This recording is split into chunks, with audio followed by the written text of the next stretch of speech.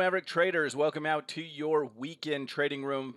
We're getting prepped for July 25th through the 29th this upcoming week, in which there are a lot of events. We've got an FOMC meeting on Wednesday. We've got large cap tech, Apple, Google, Facebook, aka Meta, Amazon, all reporting. Not to mention large cap energy companies, Chevron and Exxon. There's so much packed into 1 week, and it's upcoming. So let's talk about that and go through it together. As always, a quick reminder to make sure that you follow your trading plan. Now, before we look forward to all those events upcoming for the week ahead, let's take a little look in the rearview mirror and see what happened last week. So the market's pushed above the 50-period moving average, and really strong move. Now it's about 50-50 in terms of stocks above their 50-day moving average. The charts are pretty evenly balanced that way, so we've made a bullish move. Now in the short term, we're kind of extended, little consolidation or rest seems likely. But we have to look out in the future and say, okay, what's about to transpire? And I just think we're in this period of quantitative tightening. And if you believe that quantitative easing and multiple years of that pushed asset prices higher and higher, we're going to be in a quantitative tightening state in most countries around the world for the next year plus. And so, are we going into an economic recession? The odds certainly favor that. Last week, there were a couple of big news events. President Biden was contracted COVID. The symptoms seem to be pretty light and recovering that way. In addition, the ECB hiked rates by 50 basis points. Now, that was a larger hike than expected, and that was from a zero bound. So not, a massive rate hike, but something to be aware of. And central banks around the world have seen this US dollar rally against their currencies, and it makes sense that they're all kind of scrambling to hike rates more than the next one and not be in a situation where their currency is just deteriorating too much. Commodities have kind of moved sideways over the past week. And then in China, really kind of a weird situation where there's run on banks and they've brought out tanks to kind of disperse people and so on.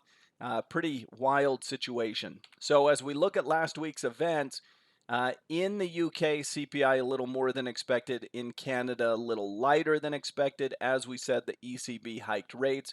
And then the PMI data. Remember, anything above 50 is still growth.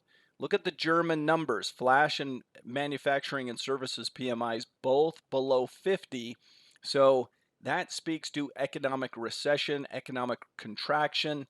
Germany is in a tough spot in terms of oil and energy. It's just kind of a bad spot to be in terms of Europe and what's transpiring in the markets.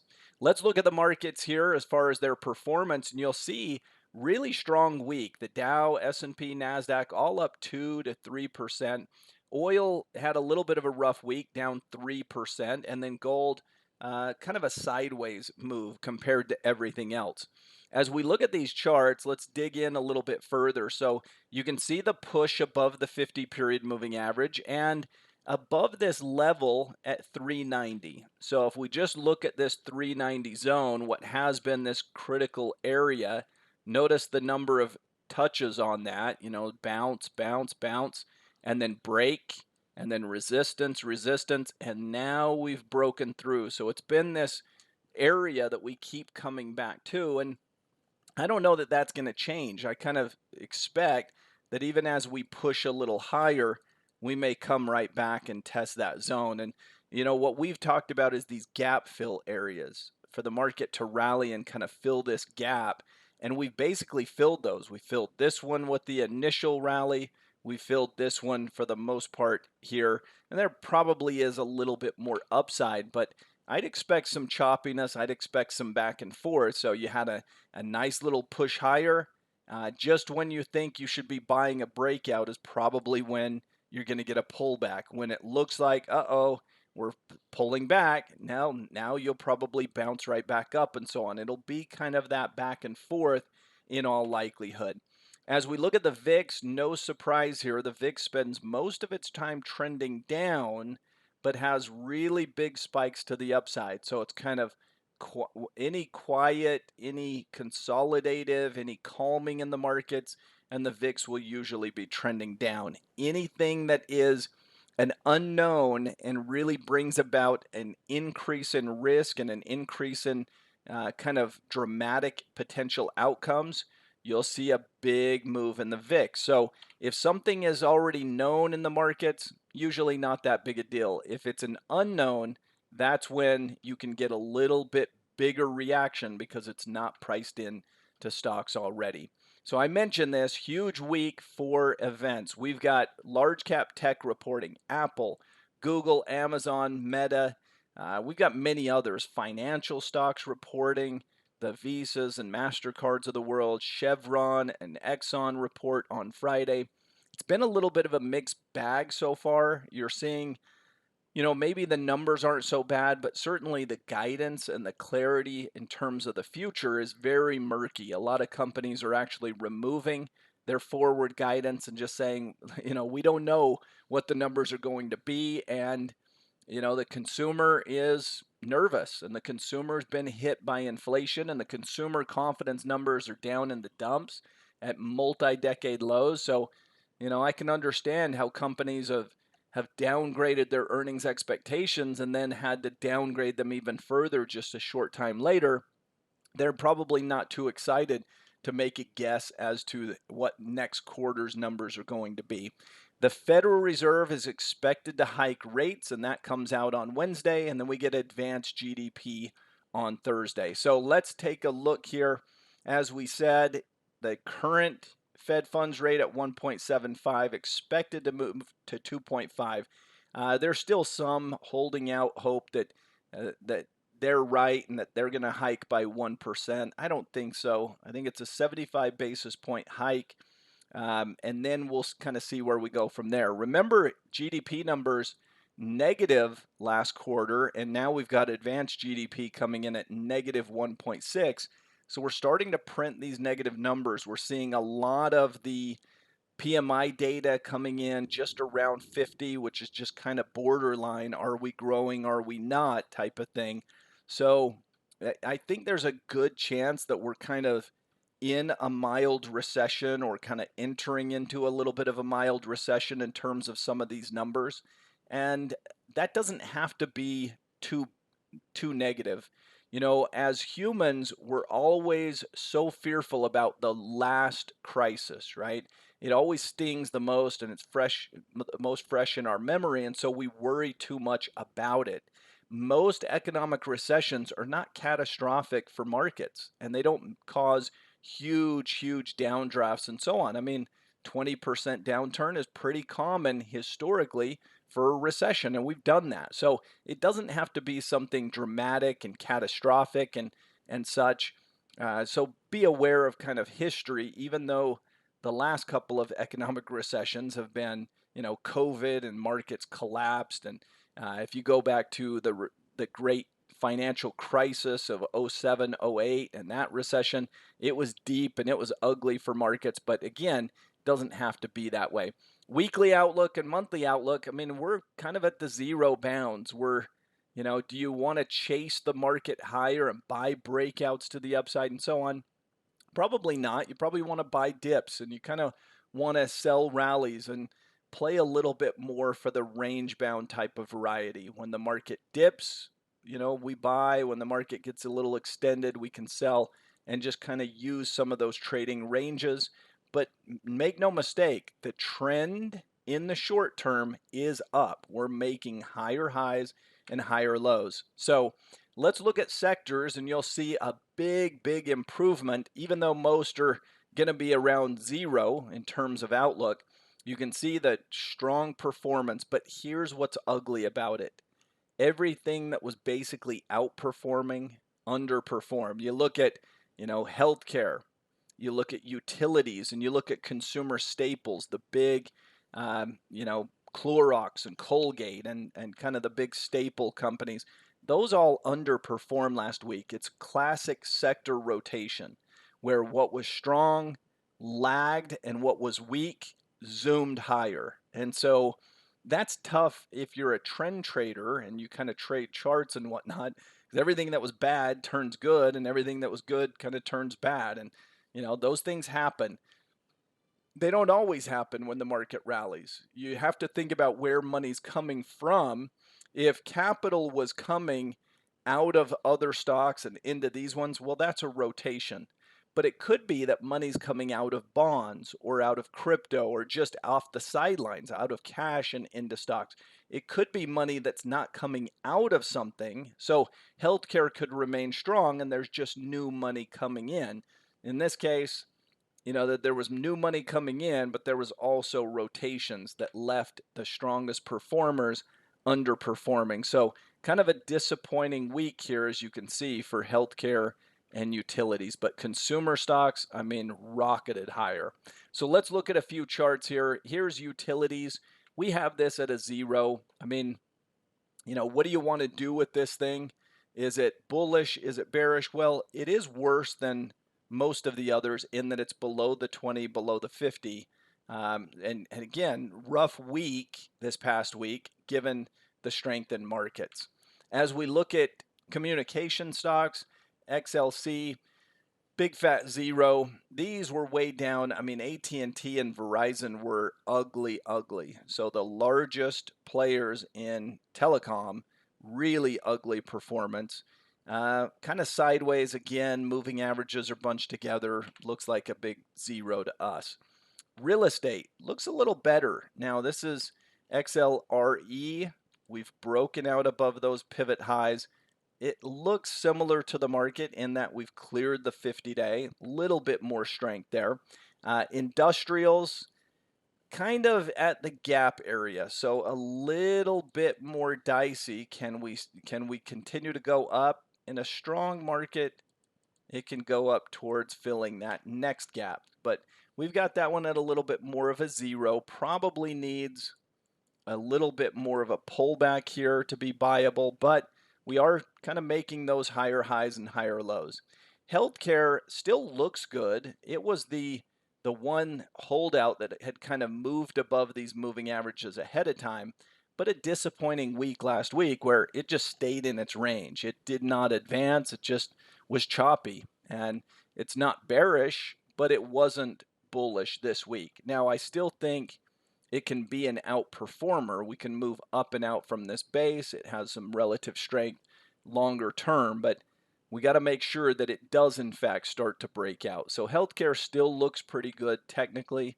We've got it at a +1. Financials right at the 50 and kind of closed below it on Friday. So we're right up to this breakdown zone, this key level of resistance. We're not going to give it really credit for being better than anything else. Kind of call that a 0. Again, most things have rallied in that fashion. Now, consumer stocks, no question, stronger than the rest. We've come up to this resistance zone, and it really looks pretty good from a charting perspective.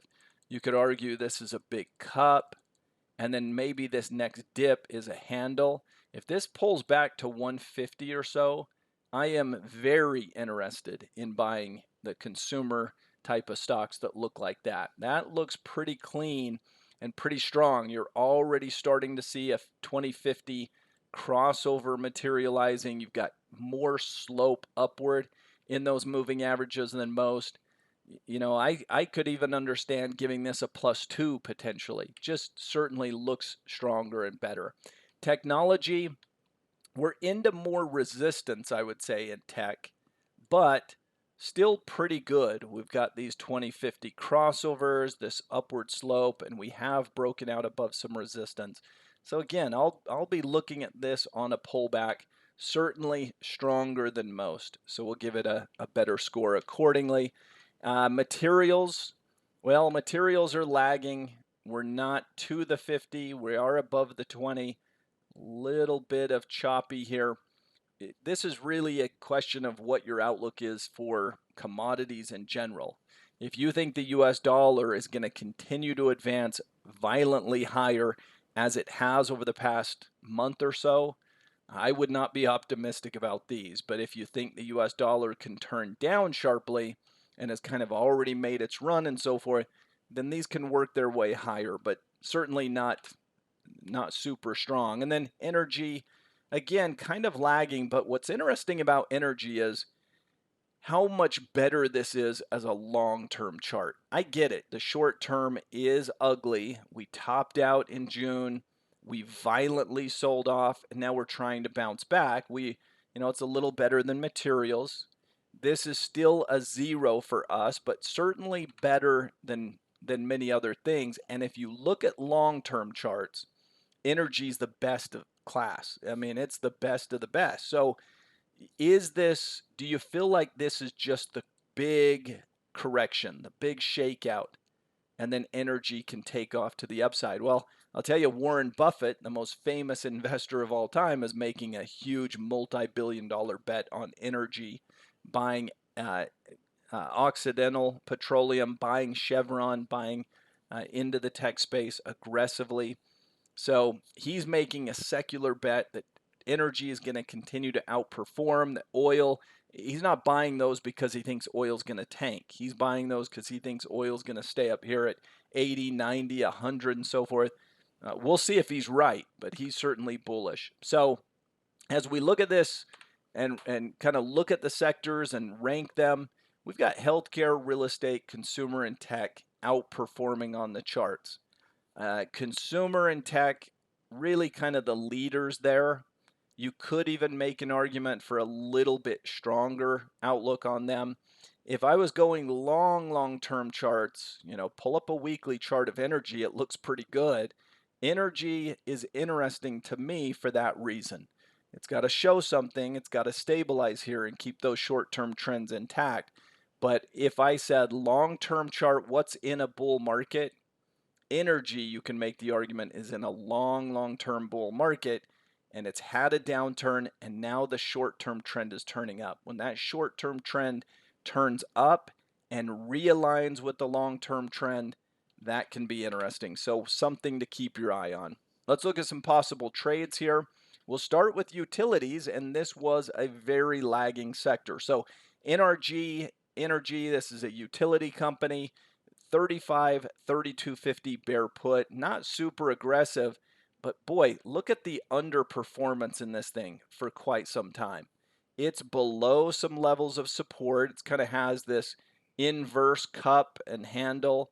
It's picturesque. I mean, it's trading bearishly just the way you'd expect it to and looks poised for more downside. So buying a put spread, selling a bear call spread, something in that vein. But from a charting perspective, that one looked interesting to us. NRG as a bearish trade. On communication services, like we said, AT&T and Verizon had one hellacious week. Not good for them, not good for shareholders, but kind of interesting from a technical perspective because you've now broken this level of support. I would expect some sort of bounce, but for that bounce to be somewhat lackluster. So if you were just trading it, I think a simple bear call spread which is more of a neutral trade. You can profit if it kind of stays consolidating with just a little mild bearish bias. If it continues down, this will succeed. Only way this doesn't work is if there's a big, huge rally back, and it seems unlikely, given the technicals, that any bounce on this would be the old dead cat bounce type of idea. So bear call spread and neutral type of strategy playing for this to just stay weak, even if it has little bounces. Healthcare. Healthcare stocks consolidating recently, and this stock no different, kind of basing up here, but basing up near the new highs, following a big gap up. So if it can stay here, this is a breakaway gap. It gapped up and it's trying to hold that gap open. We see this going back up towards resistance. So if you expect it to go back up towards that resistance, you could even play it as a targeted butterfly. You could buy this is an expensive stock, but a 530, 550, 570 or something like that. That's not very wide given how expensive the stock is, but it'd be an interesting risk to reward where it's probably only going to cost you a couple of bucks, $3 or something, $4 to buy that spread with, 16, ish. Let's say you pay $4 debit for that trade. That would have $16 of reward. It'd be a 4-to-1 reward to risk ratio. Now, don't quote me on those numbers exactly. I don't have the position yet, but those are some things we were looking at. And if you price out that butterfly, I'm just guessing at it right now, but it's probably going to be like $4-ish, $4 or so for that. Might even be a little less than that, quite frankly. Kind of interesting as a potential targeted butterfly. The point being, we see it heading back up towards that 550 level. Industrials. So here we've got General Dynamics, kind of the descending triangle, bearish bouncing ball scenario where you have big bounces followed by smaller bounces by smaller bounces. And that's what a descending triangle is. We see this not only going down, but breaking the support.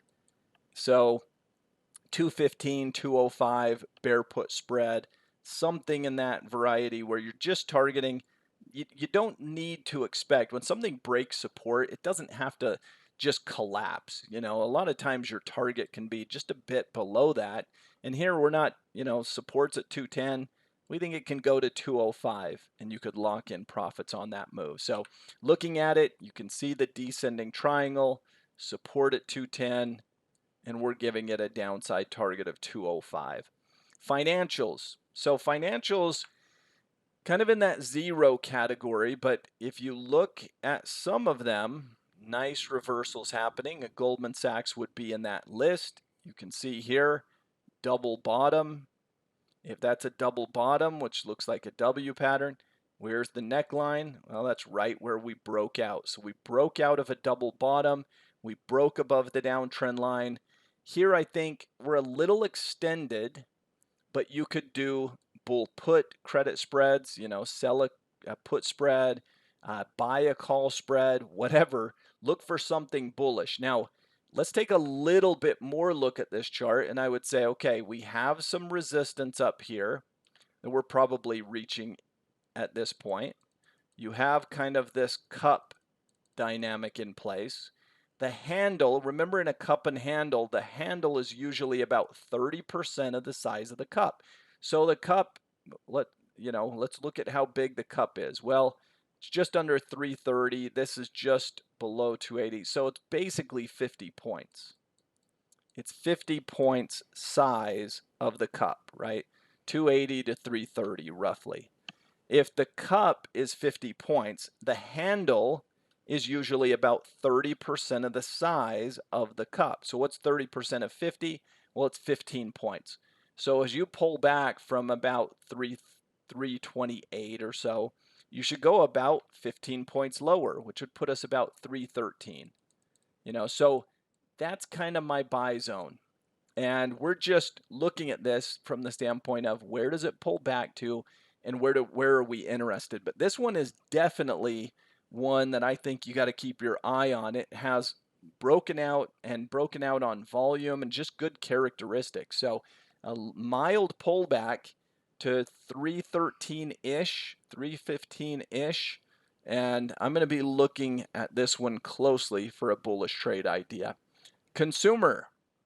Here we've got Macy's, and this is just a bear rally, almost sort of kind of a descending triangle type of dynamic, right? You've got that downward trend. You've got that inverse cup and handle type of look to it. Any way you slice it, we think it goes lower. You could trade a diagonal put spread. Again, you could do something kind of bear call, bear put, whatever. I mean, I think a diagonal would be interesting because this would be a situation where I'm not expecting it to just collapse. It'll probably be a little choppy in here. But if you bought the Septembers and you sold the August at a lower put strike price, you can kind of try it out a little bit. And if it's working its way lower, you're starting to build some profitability. So as we see it, nice candle formation there, bearish engulfing formation. Looks poised to move down for a couple more days. Technology, Take-Two Interactive. I touched on this one in the market roundup, and I really suggested I did the Thursday market roundup this week. Usually I do the Tuesdays. So this was fresh, right? This was just a day ago. But I said, all our bulls we need to wait on, and the bears are ready. Well, that was kind of a good call for Friday's action. If you entered bears, you did well. It was good, well timed for at least one day. Anything bullish certainly did need more time because they're all kind of pulling back, right? And I still feel that way. I think this can dip just a couple more days and then we buy it. But what do we buy? I think this is moving towards 140. Again, you could do some sort of diagonal, buy September 130s, sell August 140 calls, something like that, where you're really targeting a breakout and an upside move, which I think transpires. But first, probably still need to buy this on the dip. Kind of like Goldman Sachs, I'm more interested in this a little bit lower in price. Give me a couple of days down. Nothing too, I don't want it to be crashing to the downside, just a couple of pullback days, a couple of normal bearish candle days, and I'll be looking at that for buys.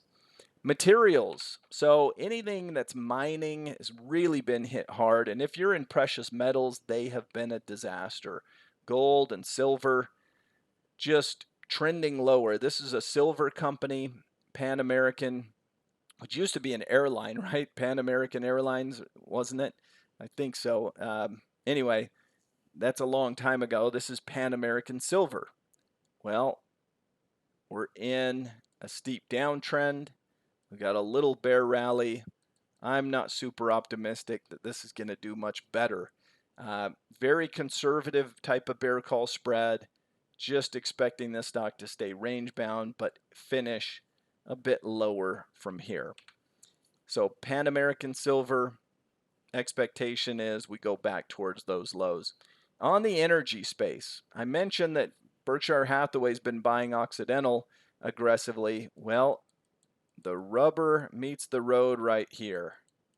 You kind of have an ascending triangle of sorts.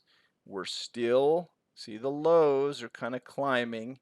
The highs have stalled out. And we've reached an inflection point of sorts. Do we break out to the upside? Do we go back to the bottom of the range? My guess is we're going to break higher. I would anticipate a move to the upside. You could buy a call spread. This is another one where you could consider diagonals or something like that.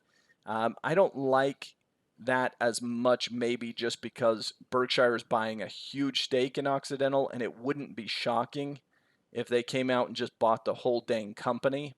And if that was announced, the stock would gap up dramatically and a diagonal would not do as well as a vertical. So there is a little risk to a buyout, which wouldn't be great for a diagonal, would be max gainer for a vertical. But anyway you slice it, Oxy, if we break out above that resistance, would look kind of interesting.